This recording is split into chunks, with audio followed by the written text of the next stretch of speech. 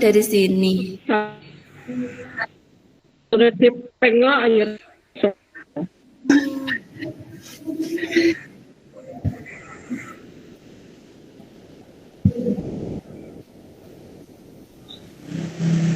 Devi, where are you? Please.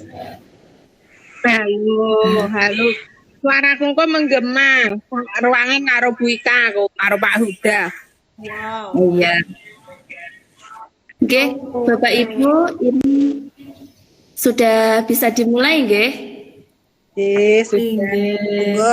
Monggo. Alhamdulillahirabbil alamin.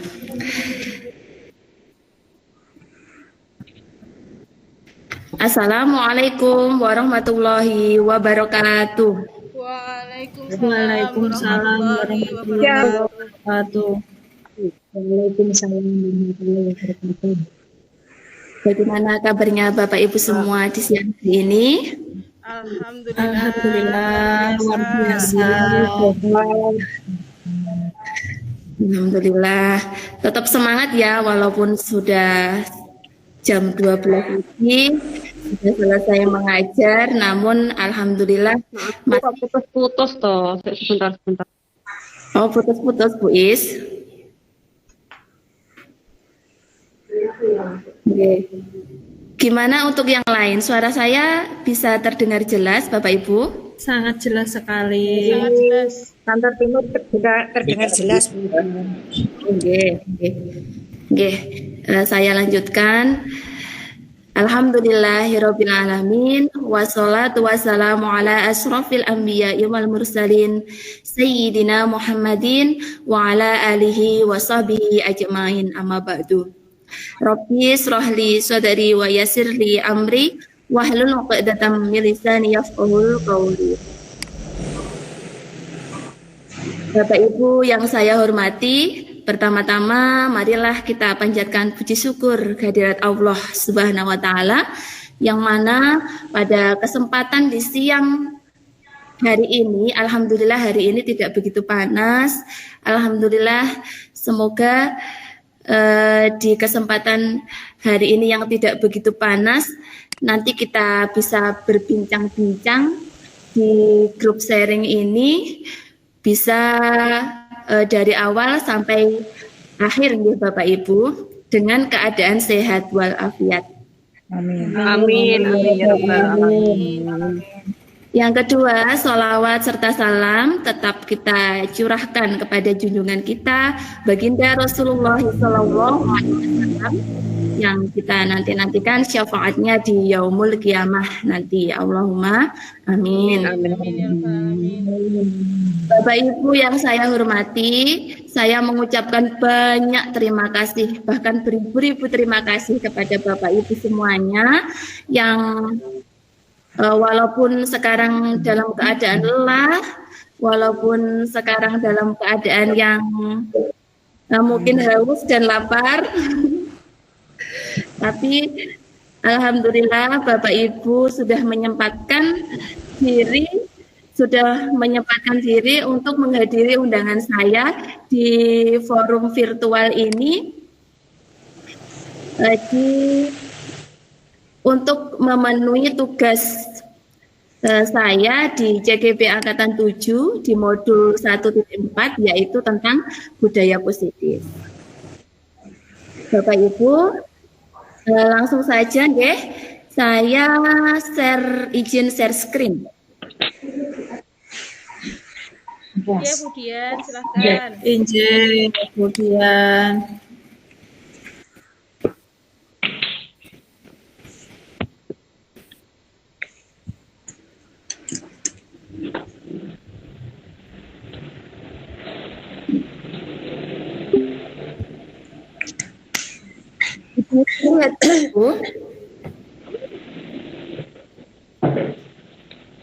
Sudah tampil di layar?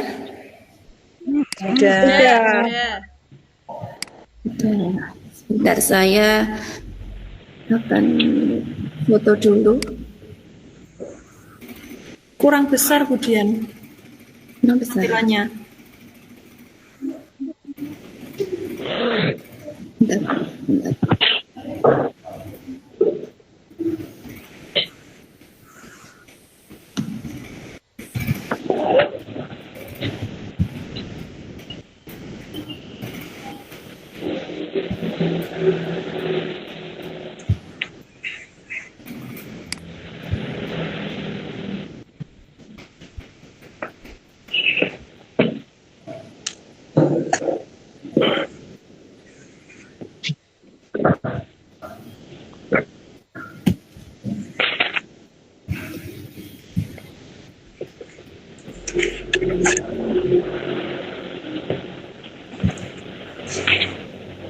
Seperti ini?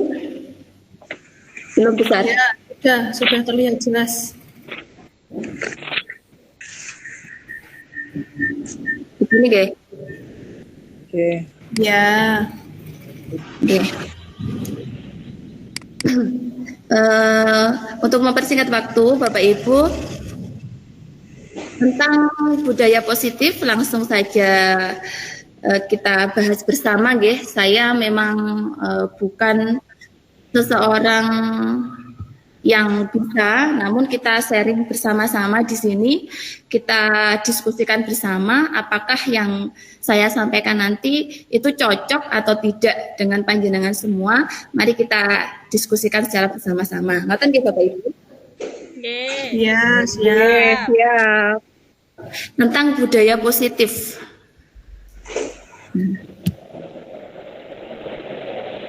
Apa sih itu budaya positif?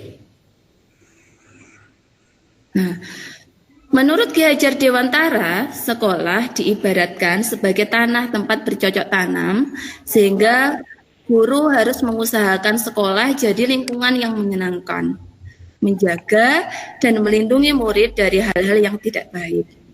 Dengan demikian, salah satu tanggung jawab seorang guru adalah menciptakan lingkungan positif yang terdiri dari warga sekolah yang saling mendukung, saling belajar, saling bekerja sama, sehingga kita kebiasaan-kebiasaan baik.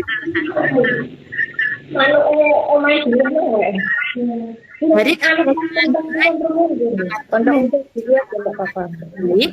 sekolah, dan pada akhirnya karakter dari kebiasaan baik akan membentuk sebuah budaya positif.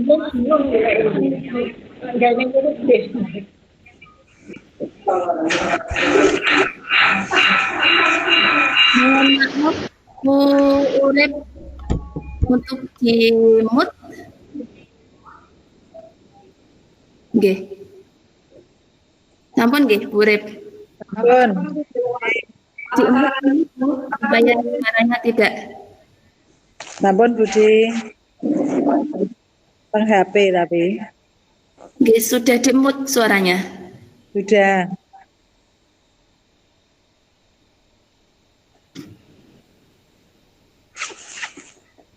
Masih belum, Bu?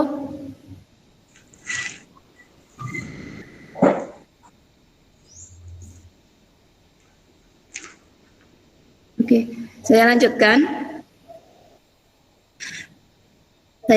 Mindset kita tentang cara mewujudkan lingkungan yang positif biasanya dengan mendisiplinkan siswa dengan berbagai peraturan sekolah, dan peraturan itu biasanya dibarengi dengan hukuman. Nah, seperti di sekolah kita pun juga setiap kelas ada sebuah peraturan dan dibarengi dengan peraturannya apa, kemudian hukumannya apa, begitu. Peraturan sekolah beserta hukuman ini memang bisa memotivasi siswa untuk disiplin. Namun, motivasi ini disebut dengan motivasi eksternal atau motivasi dari luar. Misalnya, seorang siswa selalu berangkat pagi karena takut terlambat dan takut terkena hukuman. Nah, jadi seorang siswa itu mematuhi peraturan atau disiplin karena dia takut kalau tidak disiplin nanti dia terkena hukuman. Nah, itu berarti ada motivasi eksternal. Motivasinya bukan dari diri sendiri, tapi dari luar.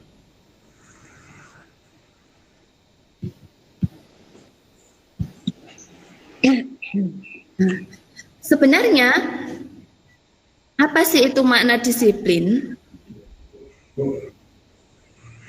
Dalam rangka menciptakan lingkungan positif, salah satu strategi yang perlu kita tinjau kembali adalah penerapan disiplin di sekolah kita. Kata disiplin itu sering dihubungkan dengan hukuman, padahal itu sungguh berbeda. Dayan menyatakan bahwa arti dari kata disiplin berasal dari bahasa Latin disciplina yang artinya belajar. Kata disiplin juga berasal dari akar kata yang sama dengan disiplin atau murid atau pengikut. Untuk menjadi seorang murid atau pengikut, seseorang harus paham betul alasan mengapa mereka mengikuti suatu aliran atau ajaran tertentu. Sehingga motivasi yang terbangun adalah motivasi intrinsik atau bukan motivasi ekstrinsik. Itu harapan kita. Nah, mengapa demikian? Mengapa kita menginginkan motivasi intrinsik atau motivasi dari dalam diri siswa sendiri?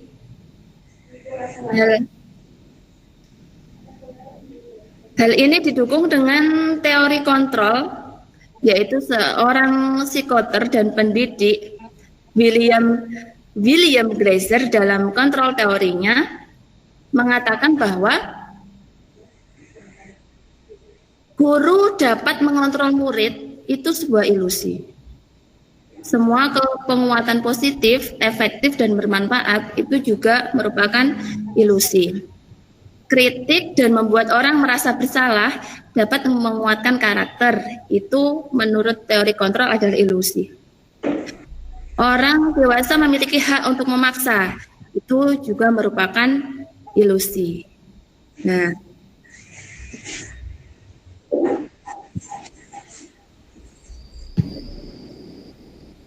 kita sebagai guru harus bisa mengubah paradigma belajar dari paradigma stimulus respon kepada pendekatan teori kontrol. Nah, bagaimana sih itu stimulus respon? Apakah kita di sini itu sudah menerapkan stimulus respon ataukah sudah ke teori kontrol? Coba kita lihat bersama di sini. Nah, pada teori stimulus respon berpandangan bahwa realitas kebutuhan kita itu sama. Orang melihat hal yang sama. Kita mencoba mengubah orang agar berpandangan sama dengan kita. Nah, perilaku buruk dilihat sebagai suatu kesalahan. Kemudian orang lain bisa mengontrol saya dan saya pun bisa juga mengontrol orang lain. Pemaksaan ada pada saat bujukan gagal. Jadi kalau sudah gagal maka harus dipaksa, begitu. Itu teori stimulus dan respon. Kemudian model berpikir menang kalah. Nah, itu juga teori stimulus dan respon. Nah, sedangkan teori kontrol bagaimana? Teori kontrol di kontrol ini berpandangan bahwa realitas atau kebutuhan kita itu berbeda. Semuanya memiliki kebutuhan yang pandangan yang berbeda.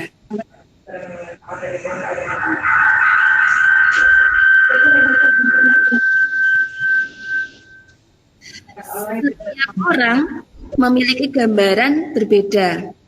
Kita berusaha memahami pandangan orang lain tentang dunia. Kemudian semua perilaku memiliki tujuan. Hanya Anda yang bisa mengontrol diri Anda dan Anda tidak bisa mengontrol orang lain. Kemudian kolaborasi dan konsensus menciptakan pilihan-pilihan baru. Model berpikir menang-menang. Nah, ini kira-kira kalau kita sebagai guru, kita sudah melakukan apa ya kira-kira Bapak Ibu? Apakah kita menggunakan stimulus respon ataukah teori kontrol yang selama ini kita di mindset kita. Ataukah kedua-duanya namun masih belum semuanya?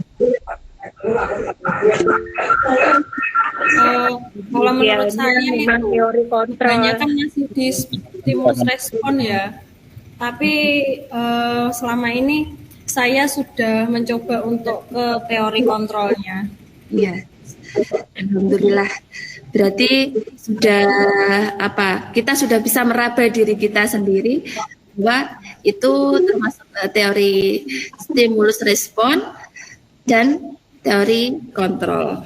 Nah, kita lanjutkan.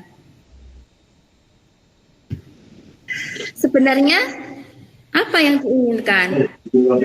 Bagi pendidik, tujuan kita adalah menciptakan anak-anak yang memiliki disiplin diri. Ya, betul, kita memang pengen anak-anak itu disiplin diri sehingga mereka bisa berperilaku dengan mengacu pada nilai-nilai kebajikan universal, yaitu nilai-nilai kebajikan yang disepakati bersama, lepas dari suku bangsa, agama, bahasa, maupun latar belakangnya. Nilai-nilai ini merupakan fondasi kita berperilaku. Dairat Gassen mengemukakan bahwa dengan mengaitkan nilai-nilai kebajikan seseorang, maka motivasi intrinsiknya akan terbangun, sehingga menggerakkan motivasi dari dalam untuk dapat mencapai tujuan mulia yang diinginkan. Nah, sebenarnya saya sendiri pun juga ingin anak-anak itu disiplin dari hatinya sendiri, tanpa diperintah, tanpa ada motivasi dari luar, tanpa ada embel-embel apa atau iming-iming hadiah dan sebagainya. Ya kan Bapak Ibu? Nah ini, Ya, tapi betul.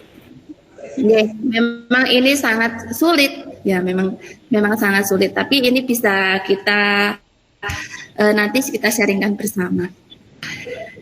Lanjut.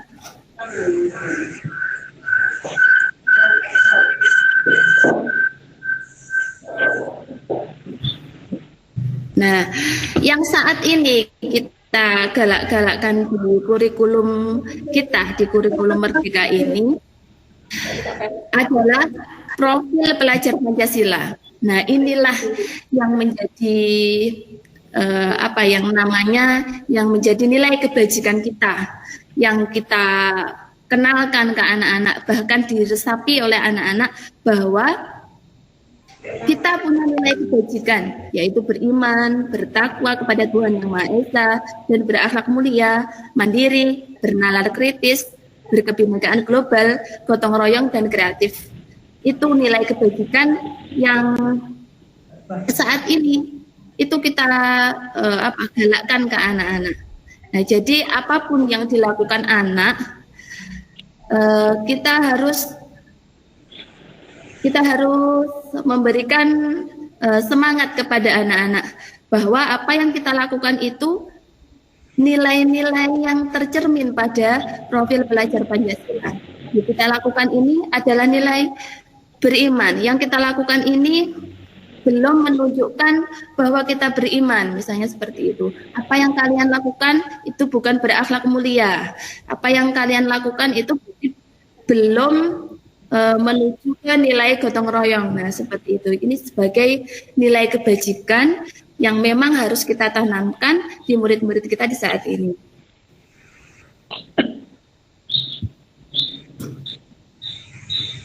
Nah, berkaitan dengan teori kontrol bahwa realitas kebutuhan kita itu berbeda. Semua perilaku memiliki tujuan yang berbeda. Nah,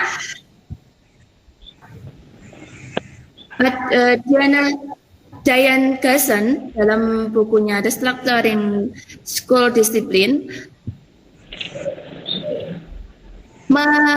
mengatakan bahwa ada 3 motivasi perilaku manusia. Yang pertama, perilaku motivasinya adalah untuk menghindari ketidaknyamanan atau hukuman. Nah, yang kedua, untuk mendapatkan imbalan atau penghargaan dari orang lain. Yang ketiga, yaitu untuk menjadi orang yang mereka inginkan dan menghargai diri sendiri dengan nilai-nilai yang mereka percaya.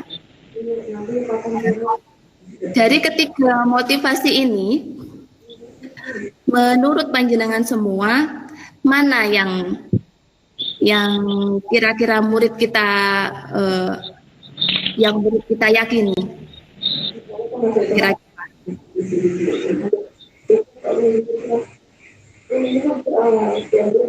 Apakah mereka sudah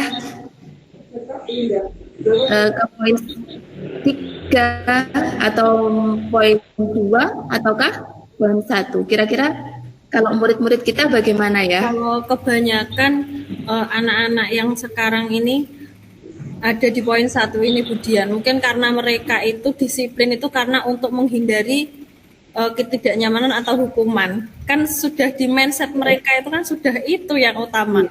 Kenapa mereka harus disiplin? Karena itu. Padahal kan di balik itu semua kan sebenarnya tidak itu saja ya toh.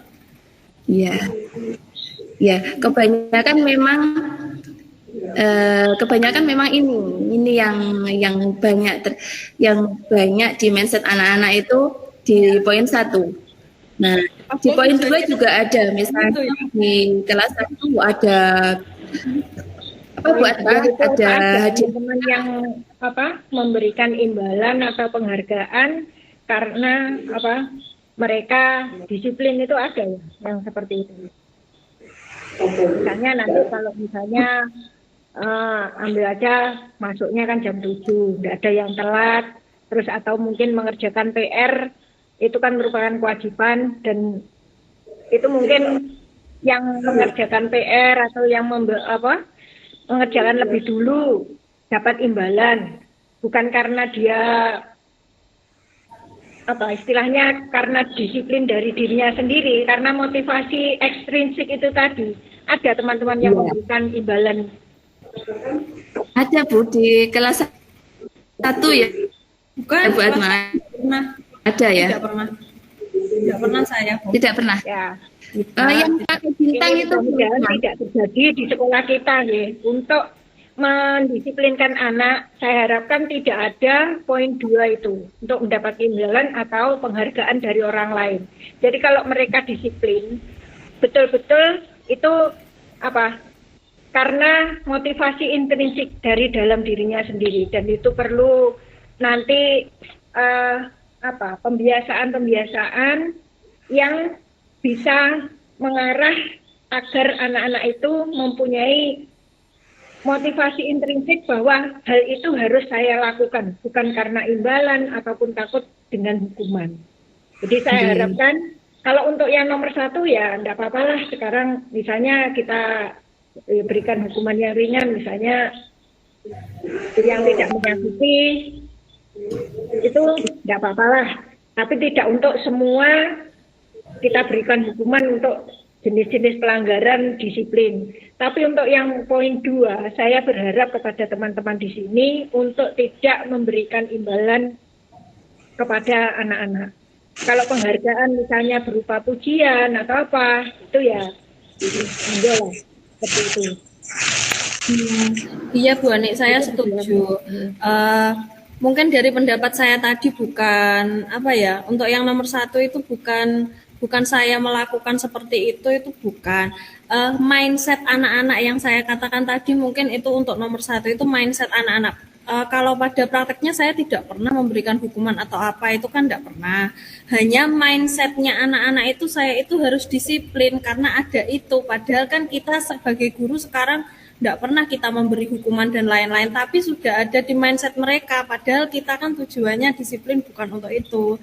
Yang saya sampaikan tadi dari mindsetnya anak-anak selama saya amati selama ini, seperti itu, begitu Bu. Ya, saya paham Bu Atma.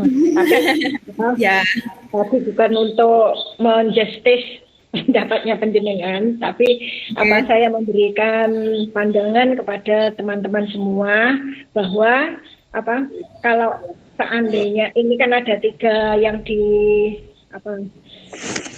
dari bukunya Diani Gosen ini ya, murid kita itu seperti apa kan di situ. Nah, yang kita harapkan murid kita itu pada yang poin 3, jangan sampai ada yang disiplin itu karena mendapat iming-iming imbalan apalagi berupa benda. Dan untuk yang nomor 1 itu tidak apa-apalah ya, bukan hanya untuk menjustisano pendapatnya penjenengan itu enggak. Ini untuk berlaku untuk seluruhnya. Termasuk misalnya pada saat upacara atau yang terlambat itu sering saya tahu ada satu anak yang sering itu juga kita tidak memberikan hukuman, mungkin hanya sekedar disindir lah atau langsung kita berikan kemarin itu ya pernah saya tahu. Terus tapi itu jangan ternyata tidak ada pengaruhnya ke anak, belum ada. Nah ini juga perlu kita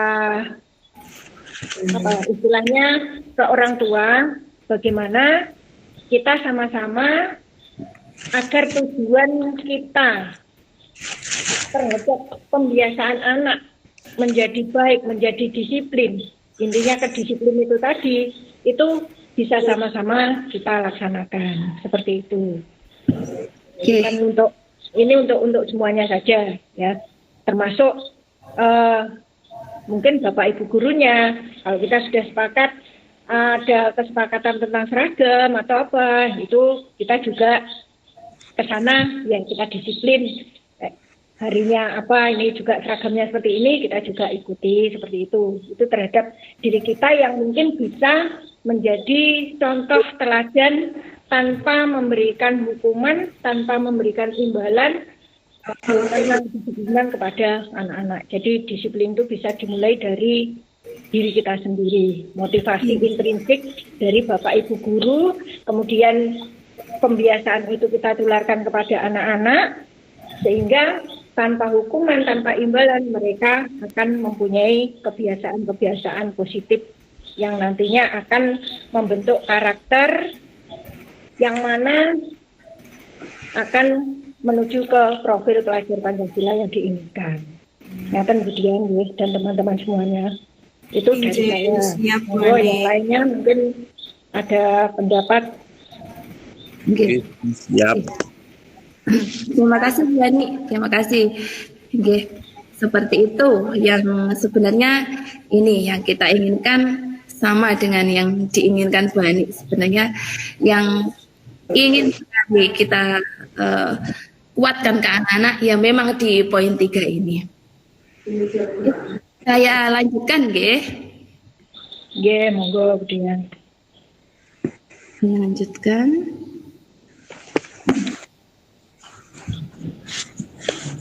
Nah, teori ini juga didukung dari teorinya William Glasser. Nah, tentang 5 dasar kebutuhan manusia. Ternyata apapun yang dilakukan oleh anak-anak kita, ya bukan anak-anak kita sendiri juga, apapun yang dilakukan itu ternyata didasari 5 dasar kebutuhan manusia. Yang pertama adalah bertahan hidup. Kebutuhan bertahan hidup itu contohnya adalah kesehatan, tempat tinggal, makanan, pakaian. Nah, misalnya contoh mungkin ada seorang murid, siswa yang mungkin setiap pagi itu ada yang minta sarapannya temannya setiap pagi mungkin. Nah, setelah ditanya ternyata dia punya kebutuhan akan makan. Nah, ternyata setelah ditanya-tanya dia di rumah tidak sarapan dan sebagainya. Terus sehingga ketika sampai sekolah dia lapar dan mungkin uang jajannya pun tidak cukup untuk membeli nasi di kantin misalnya seperti itu. Nah, jadi kita melihat anak-anak itu kok melakukan ini mungkin tidak sesuai dengan keinginan kita, kok selalu meminta kepada teman yang lain yang membawa bekal. Nah, karena dia ternyata memiliki kebutuhan, yaitu kebutuhan bertahan itu. Yang kedua adalah kasih sayang dan rasa diterima. Kasih sayang dan rasa diterima ini suaranya tersendat-sendat. Oke. Suara saya terdengar jelas, Bu? Sangat jelas, Bu Dian. Mas Bu. Oke. Saya lanjutkan, oke. Nomor 2. Nomor 2 tentang kasih sayang dan rasa diterima. Nah, kasih sayang dan rasa diterima ini terkait dengan keinginan untuk tetap terhubung dengan orang lain, teman, keluarga, pasangan hidup, teman kerja, binatang peliharaan, dan sebagainya. Nah, sebagai contoh ini, misal di kelas saya itu ada anak yang selalu ingin dekat dengan gurunya. Apa-apa itu tanya dengan gurunya, apa-apa itu ingin mengetahui yang dilakukan gurunya. Misalnya gurunya pegang HP terus melihat apa itu, dia itu seperti pingin tahu saja, pingin tanya aja, apa Bu yang panjenengan lihat. Nah, itu ada anak-anak yang seperti itu. Nah, itu karena anak tersebut memiliki kebutuhan, yaitu kebutuhan akan kasih sayang dan terima. Mungkin pada saat itu dia ketika bersama teman-temannya tidak diterima, misalnya ada sesuatu dengan temannya, sehingga karena dia memiliki kebutuhan akan kasih sayang, maka dia segera menuju ke gurunya. Itu. Kemudian yang ketiga adalah penguasaan atau kebutuhan pengakuan. Nah, ini kebutuhan penguasaan. Ini kadang kita tahu seorang kakak kelas, siswa kakak kelas itu kadang menjahili adik kelasnya. Nah, ada juga di kelas saya itu kelas 4 itu menjahili kelas 2. Nah, menjahilinya bagaimana? Itu kemarin itu ada yang ke kamar mandi, kemudian dimatikan lampunya, terus diketuk-ketuk pintunya, terus pokoknya supaya anak kelas 2 itu takut. Nah, setelah saya tanya, ternyata kasusnya adalah adik kelas tersebut mungkin berperilaku yang mungkin menurut kakak kelas itu tidak sesuai gitu, maksudnya agak mengejek gitu. Nah, sehingga sama kakak kelas itu dibalas. Cara membalasnya yaitu dengan mematikan lampu itu tadi, dengan mematikan lampu dan membuat anak kelas 2 menjadi takut itu tadi. Nah, itu berarti anak kelas 4 itu pada waktu itu memiliki kebutuhan untuk penguasaan. Dia ingin menunjukkan bahwa dia itu kakak kelas, dia sudah besar lebih besar dari dia. Jadi dia ingin dihargai. Dia ingin dianggap lebih besar, lebih kuat daripada adik kelasnya itu. Kemudian di nomor 4, yaitu kebutuhan kebebasan. Nah, kebutuhan kebebasan itu kebutuhan akan pilihan. Mereka perlu banyak bergerak, suka mencoba, tidak terlalu terpengaruh orang lain, dan senang mencoba hal baru dan menarik. Nah, ini sering kita temui di kelas-kelas kita. Pada saat kita menjelaskan kepada anak-anak, ternyata ada anak yang di situ tidak tertarik dengan kita, tidak melihat kita sedang menjelaskan. Kadang malah berbicara dengan temannya sendiri, kadang menggambar di bukunya. Nah, sambil merenung seperti itu. Nah, itu karena anak-anak memiliki kebutuhan untuk kebebasan. Yang nomor 5 adalah kebutuhan kesenangan. Nah, kebutuhan kalau ini kita pasti sudah tahu bahwa anak-anak kita itu memiliki kebutuhan kesenangan, yaitu bermain, tertawa, dan sebagainya, sehingga di kelas pun kita juga harus memenuhi kebutuhan ini, misalnya dengan bermain, dengan misalnya belajar sambil bermain, belajar sambil tertawa, atau belajar sambil guyon-guyon dan sebagainya itu. Ibu, saya lanjutkan. Nah, bagaimana solusinya ketika kita sudah tahu bahwa ada motivasi di diri anak, ada juga kebutuhan di diri anak yang harus dipenuhi oleh anak. Nah, bagaimana solusinya? Apakah kita tetap menerapkan hukuman atau kita memilih menerapkan konsekuensi ataukah menerapkan restitusi? Nah, ternyata ada 3 perbedaan. Ada perbedaan di antara hukuman, konsekuensi, dan restitusi. Nah, begini Bapak Ibu. Nah, kalau hukuman ini saya yakin kalau di sini insya Allah sudah tidak pernah dilakukan. Nah, hukuman ini itu zaman dulu. Hukuman itu ciri-cirinya adalah sesuatu yang menyakitkan yang harus terjadi. Nomor 2, hukuman itu membuat anak sakit fisik atau sakit hati dalam jangka waktu lama. Yang ketiga, anak membenci kedisiplinan. Yang keempat, mendorong anak menyakiti diri sendiri. Yang kelima, anak belajar menyembunyikan kesalahan.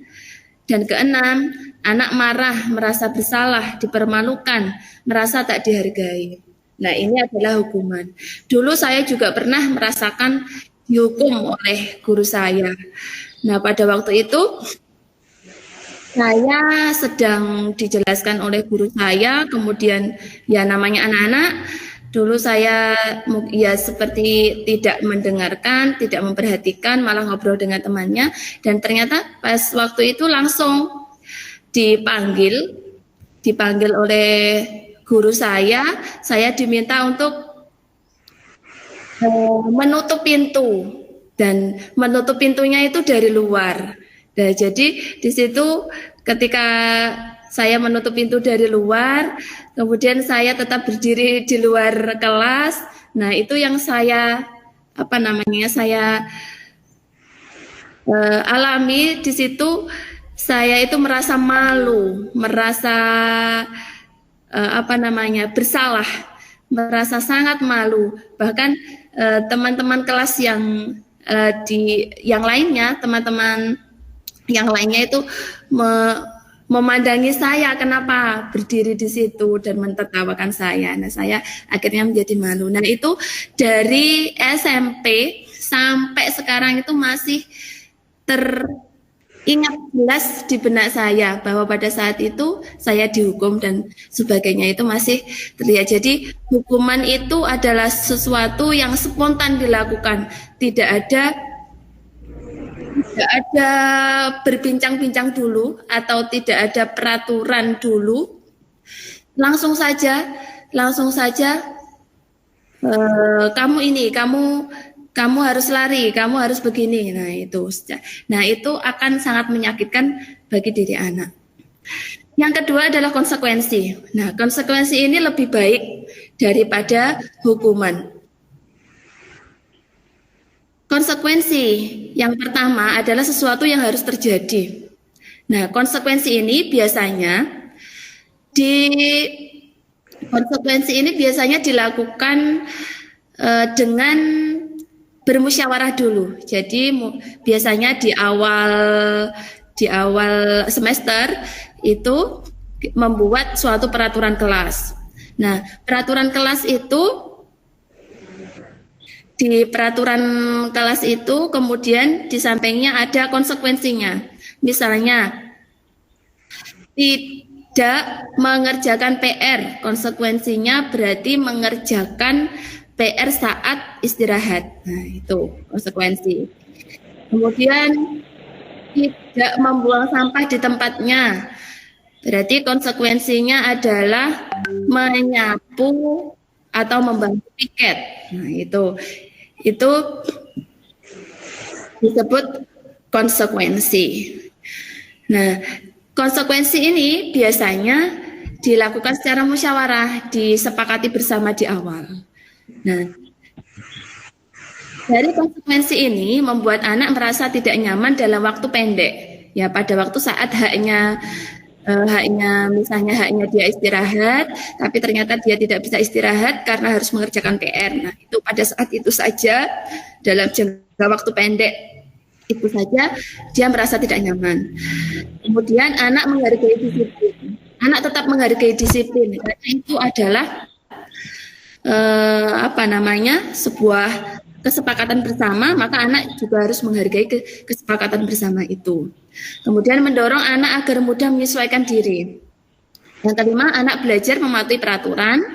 Dan yang terakhir adalah anak kehilangan hak dan dibuat tidak nyaman saja. Nah, itu. Lalu, bagaimana dengan restitusi? Nah, restitusi adalah proses menciptakan kondisi bagi murid untuk memperbaiki kesalahan mereka, sehingga mereka bisa kembali pada kelompok mereka dengan karakter yang lebih kuat. Restitusi juga merupakan proses kolaboratif yang mengajarkan murid untuk mencari solusi untuk masalah mereka dan membantu murid berpikir tentang orang seperti apa yang mereka inginkan dan bagaimana mereka harus memperlakukan orang lain. Jadi, restitusi ini sudah berbeda lagi dengan konsekuensi. Jadi di kelas itu tidak ada sebuah konsekuensi, namun yang ada adalah keyakinan kelas. Nah, apabila ada anak yang mungkin tidak sesuai dengan harapan kita, nah itu di prosesnya adalah mereka tidak diberikan konsekuensi, namun mereka dibuat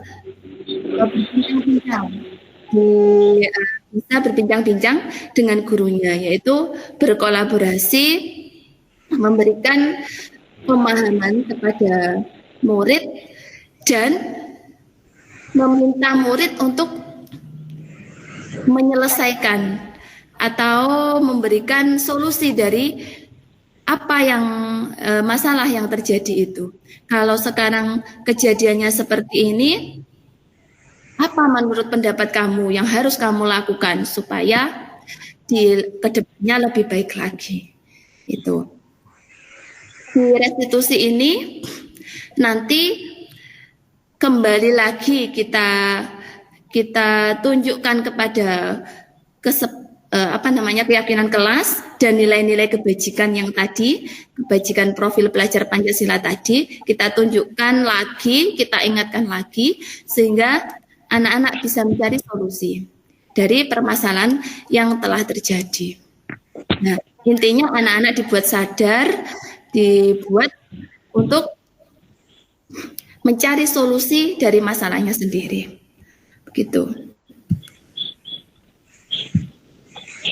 Ciri-ciri restitusi. Yang pertama, restitusi itu bukan untuk menebus kesalahan, namun untuk belajar dari kesalahan. Yang kedua, restitusi itu memperbaiki hubungan. Yang ketiga, tawaran bukan paksaan. Nah, ditawarkan, ada solusi seperti ini, ditawarkan ke anak-anak, bukan memaksa anak-anak. Yang keempat, restitusi menuntun untuk melihat ke dalam diri. Yang kelima, restitusi mencari kebutuhan dasar yang mendasari tindakan. Yang keenam, restitusi diri adalah cara yang paling baik. Yang ketujuh, restitusi fokus pada karakter, bukan tindakan. Jadi, anak tidak diminta untuk bertindak apa-apa, namun fokus pada karakter anak.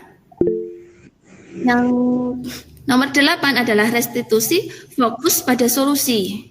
Yang kesembilan, restitusi mengembalikan murid yang berbuat salah pada kelompoknya. Tuh.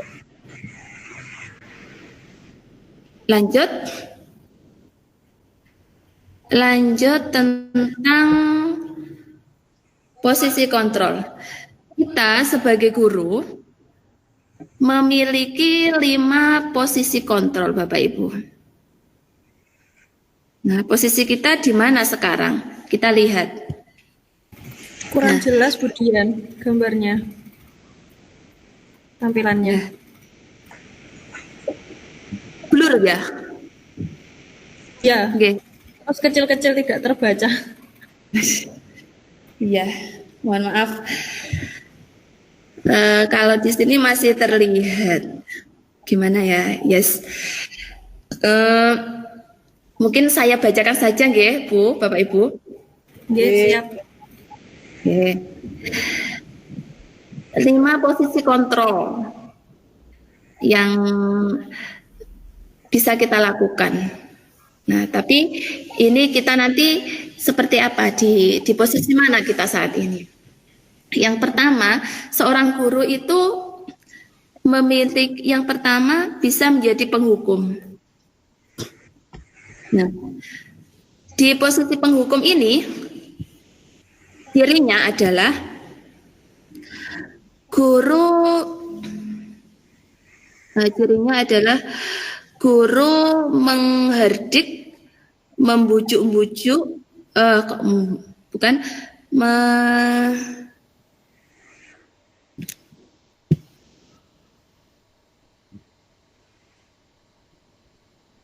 bentar, mohon maaf.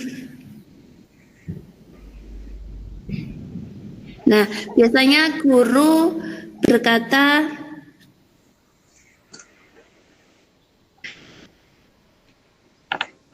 guru menunjuk-nunjuk, terus menyakiti, menyindir. Nah, itu biasanya seperti itu. Terus guru berkata, kalau kamu tidak melakukannya, awas ya. Nah, itu biasanya posisi guru penghukum. Kemudian menyalahkan orang lain. Nah, itu. Kemudian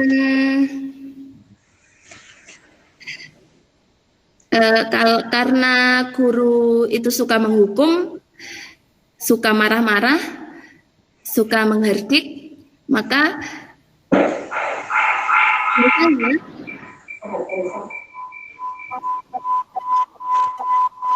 mohon maaf ada suara yang bocor. Oke, saya lanjutkan. Biasanya bisa saja nanti anak-anak itu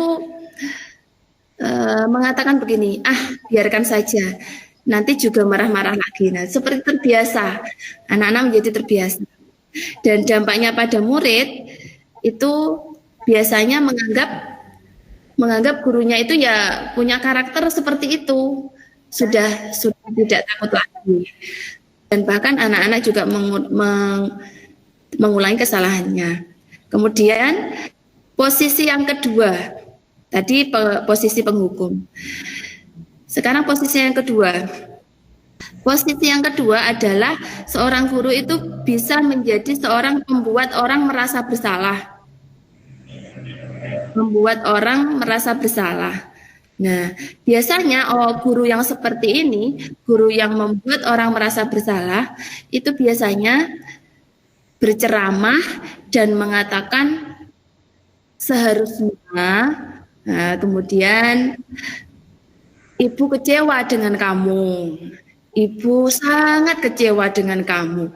Nah, itu kamu selalu mengulanginya. Nah, itu adalah posisi pembuat orang merasa bersalah. Kamu seharusnya tahu ibu lelah sekali mengatakannya. Ibu sudah stres dengan kamu. Ibu sudah tidak kuat menghadapi kamu. Nah, itu adalah kata-kata seorang guru pembuat orang merasa bersalah. Nah, kalau ada guru yang seperti itu, biasanya murid itu juga merasa bersalah. Jadi murid mengatakan, maafkan saya Bu. Nah, seperti itu. Dan anak-anak menjadi merasa rendah diri atau merasa bersalah, merasa tidak pede karena dia telah salah. Seperti itu. Yang ketiga adalah posisi sebagai teman. Nah, posisi sebagai teman ini biasanya guru itu mengatakan, ayolah lakukan demi ibu, ayo toh kamu kamu sudah besar, lakukan ini. Ibu kan sudah membantu kamu, sudah mengajar kamu, berarti kamu harus nurut sama ibu guru. Nah, itu merupakan posisi teman. Biasanya murid kalau ada gurunya seperti ini, itu anak-anak menjadi lemah, tidak mandiri, dan selalu bergantung dengan gurunya. Yang keempat adalah posisi pemantau. Posisi pemantau ini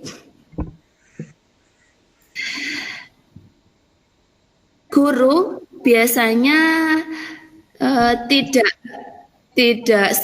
tidak juga sabar, juga tidak marah. Jadi seperti tegas. Nah, di sini guru itu tegas. Apabila ada seorang anak yang melakukan pelanggaran, misal yang tidak sesuai dengan kebaikan, nilai kebajikan, itu biasanya guru langsung menunjuk di peraturan kelasnya. Posisi pemantau itu langsung menunjuk seperti itu tadi. Seperti misalnya kamu tadi tidak mengerjakan PR. Ya, berarti kamu harus sesuai dengan konsekuensi di kelas kita, yaitu mengerjakan di perpustakaan. Nah, itu tegas. Biasanya guru yang menjadi posisinya seorang pemantau itu tegas.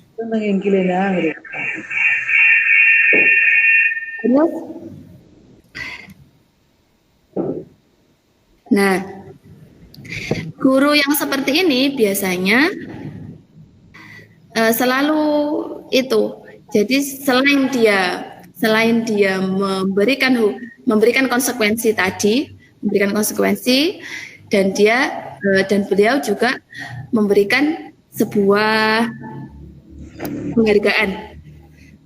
Jadi yang mungkin yang tidak pernah melakukan kesalahan itu diberikan bintang, diberikan reward apa itu. Itu seorang pemantau. Yang terakhir adalah guru sebagai manajer. Nah, guru sebagai manajer ini cirinya adalah apabila ada sesuatu yang tidak sesuai, itu mengajukan pertanyaan-pertanyaan. Nah, menanyakan kembali apa yang kita yakini di kelas kita, apa yang bisa kau kerjakan untuk memperbaiki masalah ini. Nah, itu guru sebagai pemantau.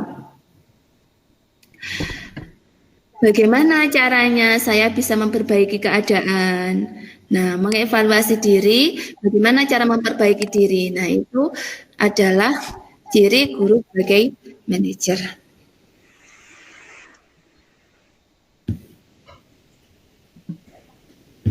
Lanjut. Nah, ini.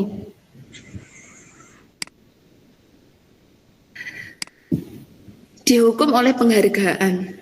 Nah, ini seperti yang sudah disampaikan oleh Ibu Ani tadi, bahwa apabila anak itu melakukan suatu hal yang baik, itu lebih baik tidak usah diberikan penghargaan.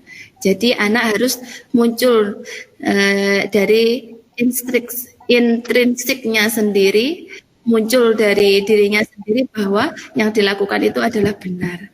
Nah, betul sekali. Menurut Al-Fiqorn mengemukakan bahwa baik penghargaan maupun hukuman adalah cara-cara mengontrol perilaku seseorang yang menghancurkan potensi untuk pembelajaran yang sesungguhnya. Menurut Korn, secara ideal tindakan belajar itu sendiri adalah penghargaan yang sesungguhnya. Menurut beliau, penghargaan itu hanya efektif jika kita menginginkan seseorang melakukan sesuatu yang kita inginkan dalam jangka waktu pendek. Yang kedua, jika saya mengharapkan suatu penghargaan dan tidak mendapatkannya, maka saya akan kecewa dan berkecil hati. Ya, ini yang sering terjadi. Sangat menggebu-gebu ingin sebuah penghargaan, kalau tidak mendapatkannya pasti merasa kecewa. Nah, ini disebut dengan dihukum oleh penghargaan.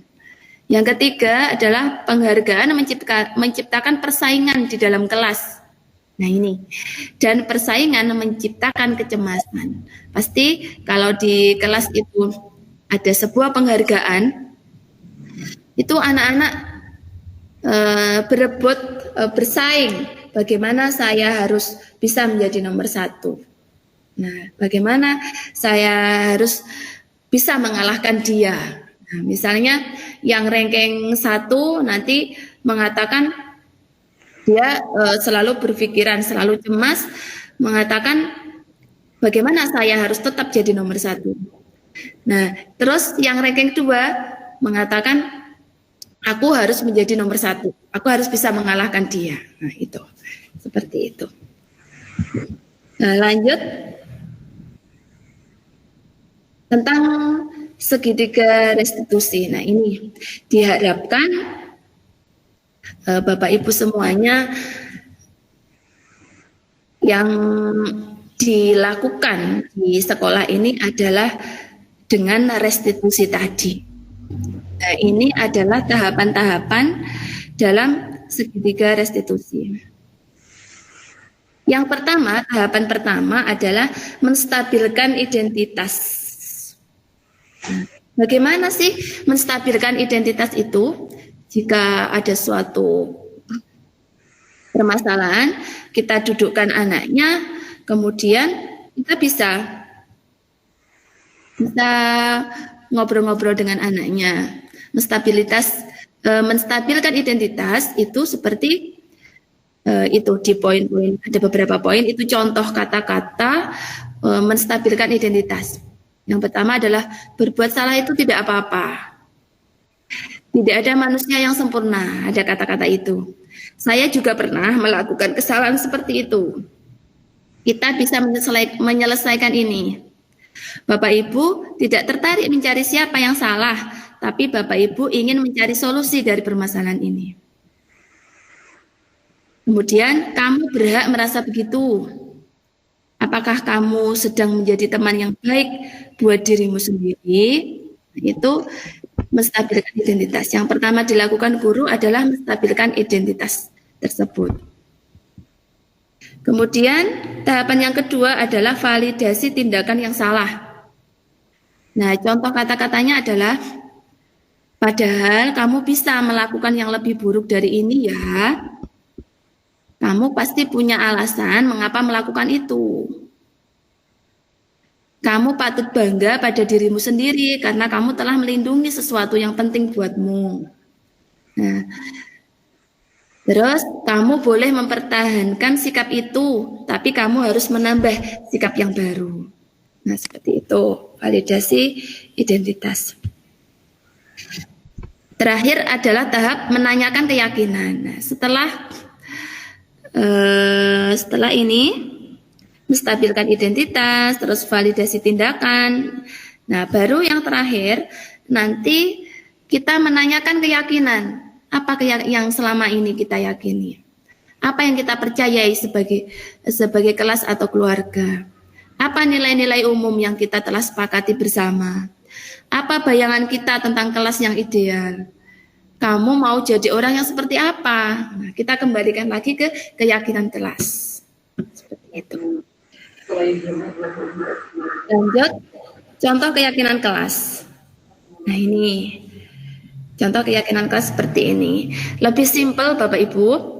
Jadi tidak banyak poin-poin, lebih simpel.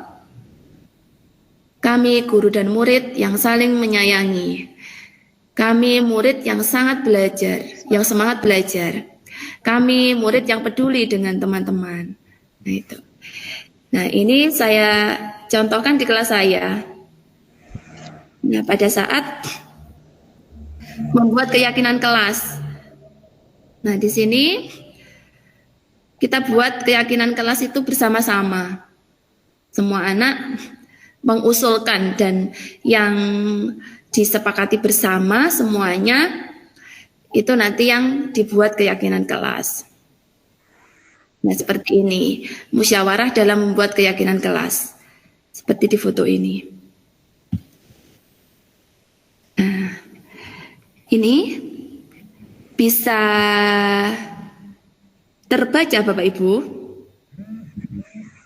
Tidak kelihatan tulisannya. Tidak kelihatan? Kurang jelas sana Ibu. Ya, saya bacakan ya Pak, Bu. Keyakinan kelas 4. Nomor 1, saling menyayangi. 2, semangat belajar. 3, peduli kepada sesama. 4, sopan santun. 5, menjaga kebersihan. Nah itu Bapak Ibu. Ini keyakinan kelas di kelas 4.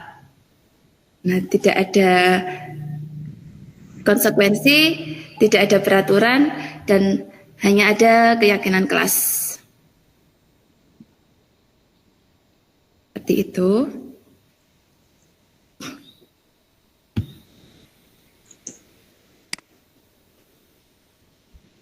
Lanjut. Nah, ini saya putarkan. Kemarin ada permasalahan di kelas saya tentang Pak Farel dan Alsi di kelas saya, karena pada saat pulang sekolah itu si anak yang ini itu mengadu ke orang tuanya bahwa baru dijahili oleh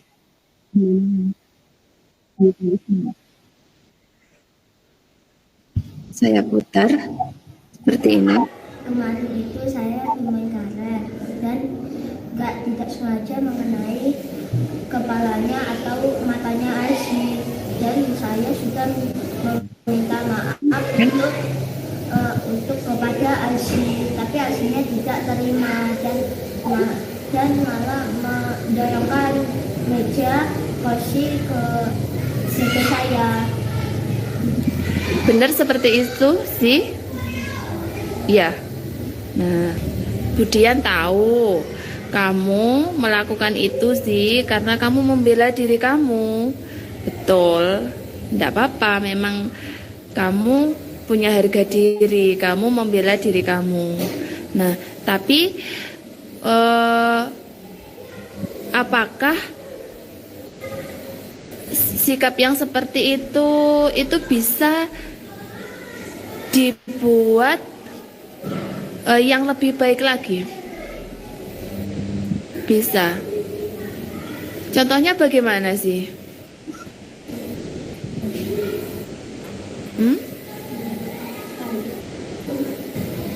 Contohnya bagaimana sih? Memaafkan Farel ya. Nah, memaafkan Farel. Kalian berjanji untuk tidak mengulangi lagi. Nah, berarti kita kembali lagi ke keyakinan kelas kita. Nah, keyakinan kelas apa yang harus kita yakini? Supaya kalian tidak menendang lagi, tidak menjepret telinga lagi. Keyakinan apa, Mas, Mbak? Yang harus kita yakini.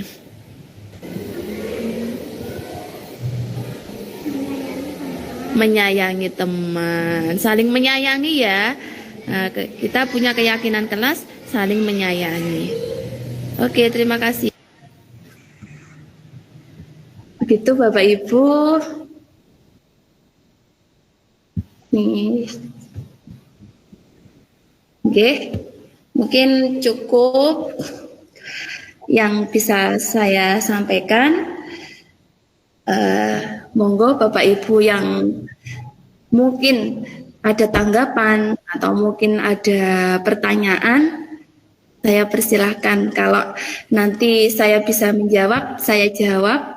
Kalau saya tidak bisa menjawab, nanti kita sharing bersama untuk kita sepakati bersama. Begitu. Silakan Bapak Ibu.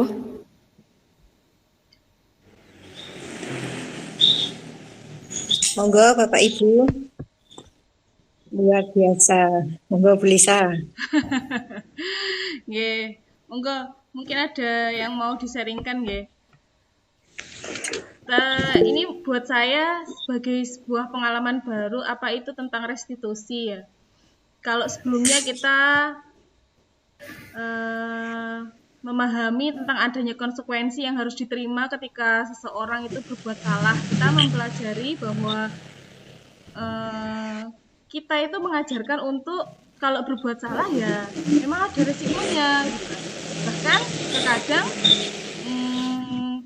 kita sendiri mengajarkan kalau kita mencuri nanti bisa di penjara. Tapi kalau di restitusi ini seperti kita memunculkan kesadaran yang seharusnya dia harapkan untuk ada pada dirinya gitu ya. Iya Bu Dian? Ya, betul sekali. Betul sekali seperti itu. Berarti menjadi sebuah tantangan ya, sebuah tantangan buat saya secara pribadi ini, menjadi sebuah tantangan ketika restitusi ini kita terapkan dalam kelas ketika kita mengajar atau ketika kita bersama dengan peserta didik gitu kan. Karena ya berarti ya kita itu menanggapinya kayak gini, santai saja kalau ada permasalahan gitu kan, santai saja, jangan emosi dulu gitu kan. Padahal terkadang ketika melihat situasi dan kondisi, kok ngono, itu kan maksudnya kita sudah muncul emosi gitu kan. Berarti kan ya restitusi ini ya butuh sebuah perjuangan hebat dulu ya dari gurunya, bagaimana emosi, hal-hal yang berkaitan dengan hal-hal yang terkadang membuat kita marah, kondisi-kondisi yang berada di luar skenario yang sebenarnya kita rencanakan gitu kan. Kita berencana membuat keyakinan A, keyakinan B, keyakinan untuk semangat belajar. Ternyata kondisi-kondisi itu belum ada, belum muncul gitu kan. Nah, untuk menimbulkan kesadaran itu kan, munculnya kesadaran itu kan memang butuh proses gitu kan. Berarti di sini restitusi ini juga menjadi sebuah pembelajaran bersama antara guru dan murid untuk berkembang secara bersama gitu kan. Betul sekali Bu Lisa. Oke, terima kasih. Sampun Bu Lisa? Sudah. Sepertinya Bu Asma ini ada sesuatu yang mau disampaikan ini. Betul sekali Bu Lisa. Itu memang restitusi itu awalnya bahkan saya menerima materi ini itu sepertinya di pikiran saya itu benar-benar menolak. Seperti apa ya bisa. Kalau saya justru merasa begini, loh ternyata selama ini yang saya terapkan itu kok sudah kadaluarsa gitu ya. Iya. Istilahnya bahkan yang saya gunakan itu ternyata sudah awal cara lama gitu, bukan sesuatu yang muncul sebuah inovasi baru. Memang saya masih mendengar tentang restitusi itu ya di ini di kesempatan ini. Terima kasih sekali Bu Dian untuk ini sangat luar biasa. Terima kasih sama-sama Bu Lisa atas tanggapannya. Kita bersama-sama kita coba terapkan. Nanti kalau misalnya memang tidak bisa, ya kita cari solusi yang lain. Yang terpenting saat ini ada teori seperti ini, ada teori baru seperti ini, bagaimana kita bisa menerapkannya di kelas. Begitu.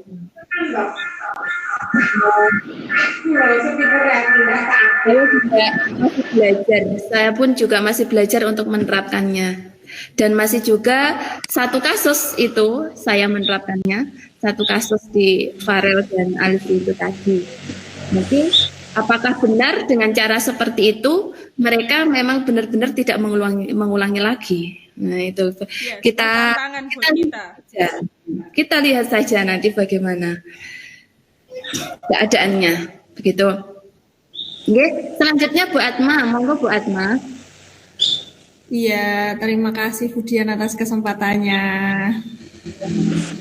Nah, jadi begini, mungkin untuk apa ya, yang jenengan sampaikan hari ini mungkin untuk teori-teorinya saya baru belajar hal baru mungkin hari ini. Oh ternyata itu ada dikelompokkan jadi beberapa kan gitu. Jadi saya mungkin oh ternyata begini ya, begini gitu. Kemarin juga sempat ketika PPG itu saya kan ketika PPL itu kan 8 kali PPL itu kan ditunggu full kan dengan dosennya. Juga saya mengalami hal seperti ini. Saya lupa di PPL keberapa. Karena memang luar biasa kan di kelas 1 itu mungkin Bapak Ibu guru yang sudah mengajar di kelas 1 mungkin sudah tahu bagaimana keadaannya. Ya, sangat luar biasa sekali. Nah, saya pun berusaha agar tidak menegur mereka dengan kata-kata yang kasar, tidak menegur mereka dengan emosi. Tapi kadang seorang manusia itu kan pasti juga tidak sempurna ya. Kadang kita juga karena memang sudah pasti adalah kita marah gitu. Nah, ketika saya nggak sengaja, ketika PPL itu karena berjalan apa adanya kan selama ini tidak ada settingan, tidak ada berjalan apa adanya. Ada banyak kejadian sekali ketika saya praktek itu. Ada yang nangis, ada yang berantem, ada yang banyaklah kejadian itu. Nah, ketika itu saya itu ingat sekali saya itu menyampaikan saya langsung mengingatkan. Jadi saya langsung Mbak, jadi gini ya, kalau ada temannya yang kalau gini ya Mas, kalau ada temannya itu yang mungkin salah ketika kerja kelompok, janganlah sampean itu dimarah-marahin, enggak apa-apa. Itu kan padahal niat kita kan baik. Padahal menurut saya itu mengingatkan dengan kata yang halus, dengan kalimat yang halus, yang enggak apa-apa Mas, gini ya Mbak, udah enggak usah nangis seperti itu. Nah, pada akhirnya ketika di akhir itu kan ada seperti refleksi ya, di setiap kegiatan praktek itu ada refleksinya. Saya diingatkan, ingat sekali sampai sekarang saya tetap ingat. Diginikan, jadi gini Bu, kalau misalkan mau mengingatkan anak itu jangan langsung diingatkan pada anaknya. Mbak jangan seperti ini, Mbak kalau itu tuh salah, Mbak kalau ini, Mas kalau begini ini kamu tuh salah menyakiti temanmu seperti ini. Janganlah kurangi yang seperti itu. Coba untuk meminimalisir hal itu, coba di awal pembelajaran itu dikasihlah kesepakatan. Misalnya, kalau nanti kegiatannya Ibu itu mau kelompok seperti ini, kegiatannya begini. Nah, terus misalkan nanti kemungkinan apa yang akan terjadi kan seperti itu. Nah, cobalah kita buat kesepakatan dulu biar anak-anak ini nanti tahu mereka harus bagaimana kan gitu kan. Disepakati dulu di awal misalkan harus bekerja sama, terus harus baik dengan temannya seperti itu ya, mungkin kurang lebih seperti yang jenengan sampaikan tadi, tapi saya secara tidak sadar tidak tahu itu teorinya teori apa. Nah, terus beliau juga menyampaikan seperti ini, suatu saat kalau jenengan itu menyampaikan langsung seperti itu, namanya anak itu pasti akan ada luka batin di hati mereka. Ketika mereka langsung diingatkan kamu salah, jangan seperti itu, pasti itu akan diingat sampai nanti. Yang seperti Budian sampaikan pernah diingatkan, pasti itu akan selalu membekas di hati mereka. Nah, dari situ akhirnya pada selanjutnya saya membuat kesepakatan ternyata tidak berjalan sesuai dengan apa yang saya inginkan. Ternyata sangat susah sekali. Ya, benar. Jadi memang benar katanya Bu Lisa, itu butuh proses yang sangat panjang, butuh kesabaran, butuh ketelatenan, mungkin seperti itu. Saya sudah menerapkan mungkin karena karena memang itu juga butuh proses, jadi tidak sekali itu langsung jalan, mungkin butuh waktu seperti itu. Jadi memang apa yang jenengan sampaikan itu tadi hal baru bagi saya juga baru tahu ternyata teorinya itu seperti itu. Nah, dan ternyata sebelum itu saya juga pernah mencoba dari saran dosen saya kemarin, ternyata untuk mencoba itu juga sangat sangat susah. Tapi saya selama ini ketika saya teringat itu, saya mencoba untuk berusaha bagaimana caranya agar meminimalisir hal-hal tersebut. Seperti itu kemudian. Ya mungkin semoga nanti ke depannya dengan kita belajar bersama-sama, sharing-sharing seperti ini, mungkin kita akan bisa jadi pendidik yang lebih baik lagi, jadi contoh yang lebih baik. Meskipun saya sendiri, saya juga mengakui saya belum sempurna. Kadang saya, ayo disiplin seperti ini. Saya juga sadar bahwa saya ini juga, ternyata saya ini selama ini kan juga sadar kalau memang saya banyak kekurangan. Itu saya sangat menyadari sekali. Tapi kan keinginan kita sebagai pendidik, bagaimana kita itu, anak itu punya karakter yang baik. Tapi ya kita belajar bersamalah. Semoga nanti ke depannya mungkin saya dan juga teman-teman ini, saya yang banyak kekurangan ini bisa belajar dari teman-teman semuanya, dari mungkin dari ibu kepala sekolah dan dari anak-anak pun saya juga belajar bagaimana saya membentuk diri saya. Mungkin sampai saat ini pun saya mengakui bahwa mungkin saya dan kita semua yang ada di sini belum belum sesempurna itulah untuk menjadi bagian yang sangat sempurna. Tapi saya selalu menyadari kalau saya itu sebenarnya salah. Nah, sebenarnya saya itu, ya sebenarnya kita itu selalu menyadari bahwa kita itu sebenarnya salah, ya kan. Anak-anak pun pasti juga seperti itu. Mereka sebenarnya sadar kalau mereka itu mungkin kurang lah. Tapi untuk menunjukkan hal itu menuju yang kebaik itu pasti kan butuh proses. Ya mungkin semoga nanti ke depannya kita bisa belajar bersama ya Budian. Amin. Semoga semuanya bisa dan membuat SD kita tercinta menjadi lebih baik lagi. Amin. Oke. Terima kasih buat Ma atas tanggapannya yang sangat luar biasa, Bu Lisa atas tanggapannya yang luar biasa. Oke. Mungkin Bu Ani ada tambahan? Ini dari saya cukup senang sekali melihat diskusi kita hari ini.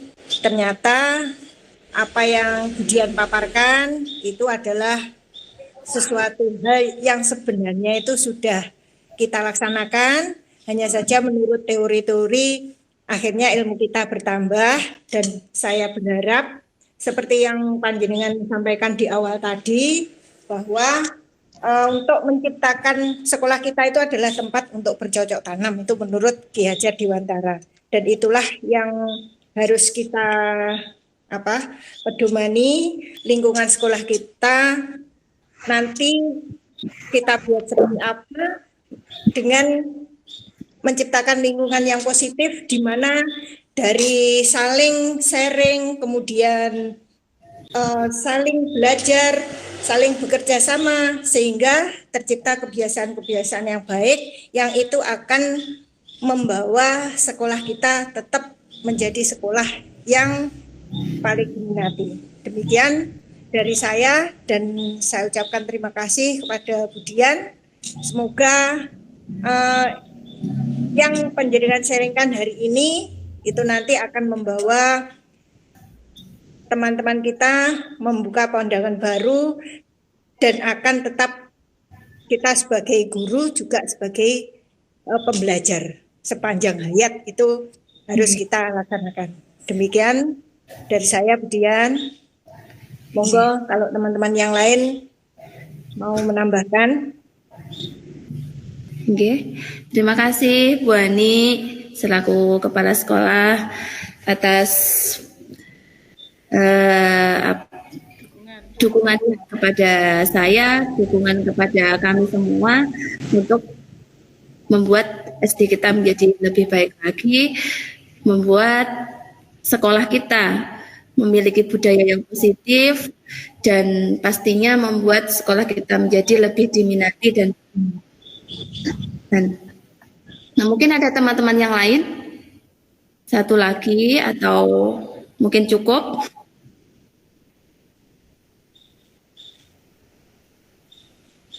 Cukup nggih?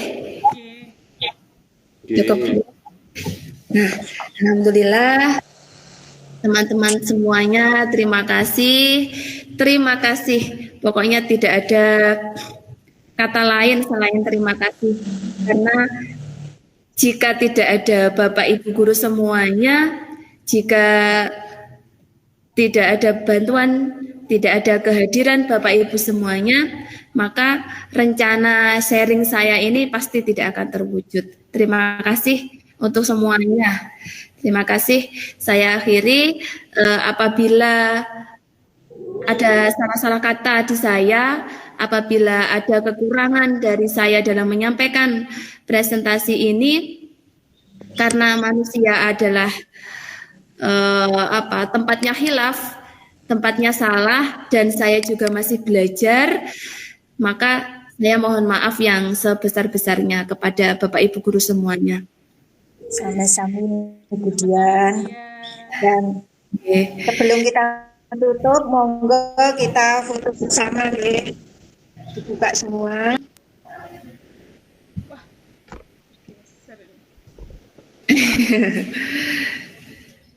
Monggo dibuka. Buat Ma belum? Bu Urip, Pak Huda. Oke, foto bersama dulu. Bukan Bu dari tadi. Saya Bu Iis mana Bu Iis? Enggak.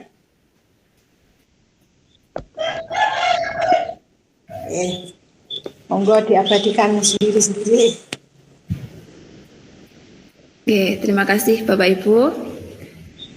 Sampun sudah saya screenshot. Oke. Terima kasih. Terima kasih Bapak Ibu semuanya. Selamat untuk kembali ke rumah masing-masing. Selamat bertemu dan berjumpa dengan keluarganya masing-masing. Kita tetap semangat. Saya akhiri. Wassalamualaikum warahmatullahi wabarakatuh.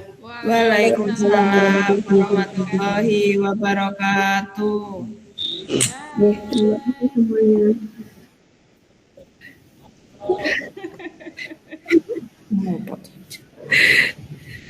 Fulisa. Bentar. Stop dulu ya, tak stop ya rekamannya.